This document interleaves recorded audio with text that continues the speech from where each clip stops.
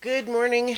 It is 11:39 a.m. on Sunday, September 2nd, 2018. I'm Christiana Ellis and I just got up after some much needed recovery sleep.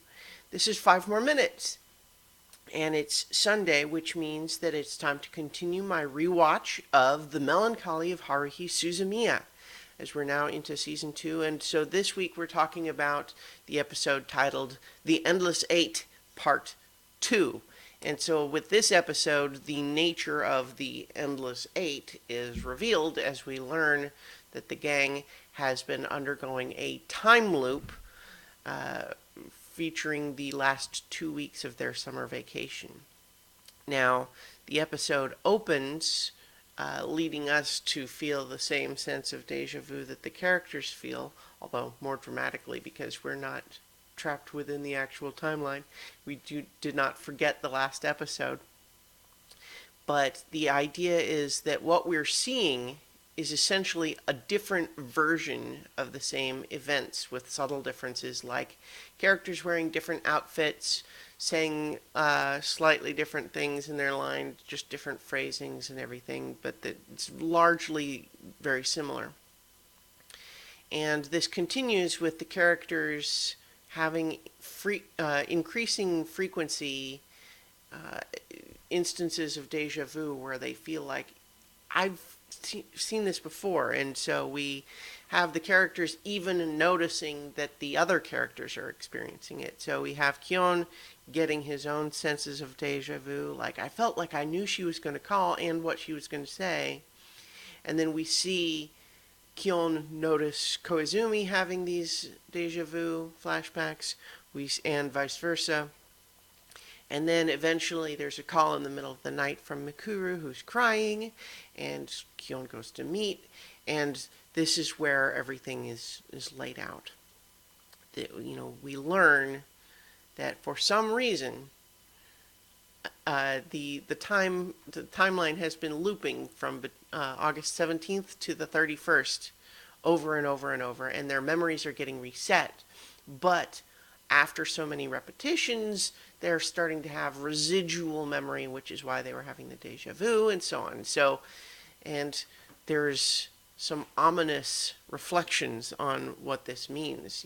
So for Mikuru, she is literally in a position where the future she came from doesn't seem to exist anymore.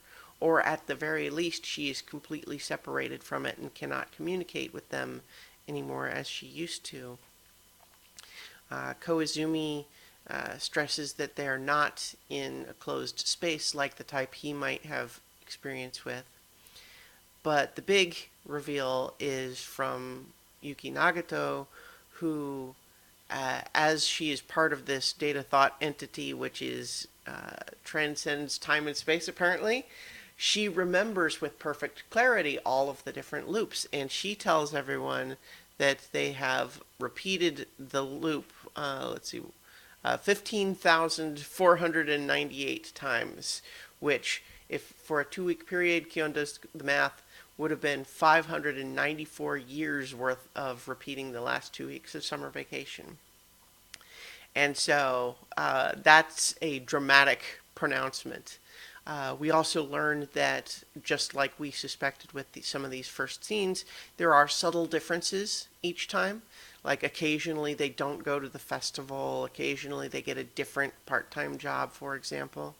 And so it's, but their current theory here is they're the only ones that have deja vu at all, just by virtue of being the ones that are closest to Haruhi. But the theory is that for some reason, subconsciously, Haruhi is not ready for summer vacation to be over, and they think that's what's causing the time loop. And so then the whole rest of the 2 week period becomes, how do we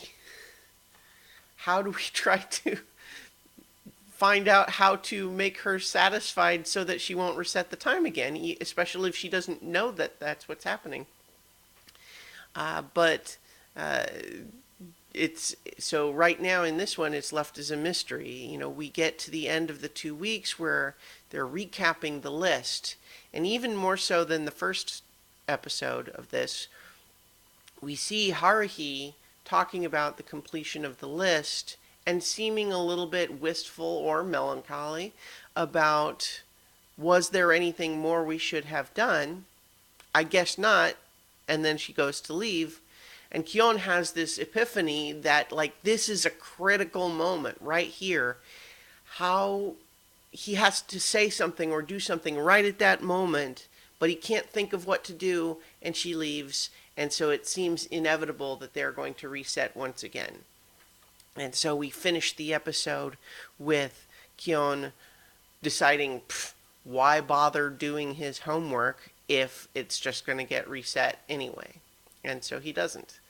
And so that begins what seems as though it will be a significant loop again. And so I want to talk a little bit about the Endless Eight and how I plan to address it, because the truth is, having seen it before, this is a slight spoiler, but I think it's a spoiler ultimately that you guys will appreciate. Parts 3 through 7 of the Endless Eight are not that different from each other, honestly. Essentially, they're not even that different from the one that we just watched. Essentially, what is happening is we're going to see slightly different versions of all of these same summer activities, with the gang increasingly feeling like they because their memories are reset every time, but they still have the deja vu. And so we see these versions of the summer break with them increasingly desperate to the extent that they realize to figure out what to do, but not knowing how to change it. And so next week, I'm going to be covering parts 3 through 7. So I would encourage you, if you're rewatching the series with me, I would encourage you to watch those episodes and not skip them. But when you choose to do that, you can do it with the knowledge and understanding of what you're getting into, and not be too caught up expecting them to be that different. I think it's interesting to see the different variations and to really feel with the characters the desperation of feeling trapped in this repeating loop, and to kind of vicariously experience that with them a little bit by watching these episodes over and over again. But I think the ability to enjoy those episodes is probably contingent on your expectations, not being out of place for what the episodes actually are. So I will cover those all next week, because, as I mentioned, they're not that different from one another, but we're now fully into the loop. And I think I'll also take next week to talk a little bit more about the themes that I think that this series raises, and the like the intent and some of the background here, because I think this sequence, the Endless Eight, as a group, is obviously a sort of storytelling experiment. And I think that even though I love this series, this show, I don't think that the Endless Eight is an entirely successful experiment. It's interesting, but they produced, I think,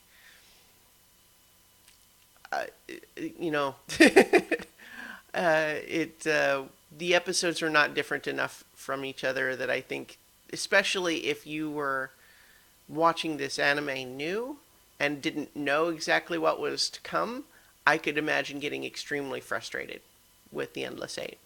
But I think it's interesting ultimately. So we're going to talk next week about like what things are varying with each episode, because it's not that much, but we'll talk about what the variations are. And also, just through repetition, what are the themes that begin to arise in the Endless Eight? And then, of course, once we do 3 through 7 next week, we will do the finale of the Endless Eight the following week. But in the meantime, we have revealed the trap of the Endless Eight in this episode. And so I'll go ahead and leave it there for today, and I'll talk to you all tomorrow for 5 more minutes.